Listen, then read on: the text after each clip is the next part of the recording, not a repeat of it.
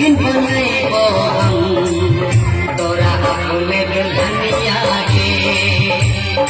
एक दिन बनाइबो हम तोरा अपने दुल्हनिया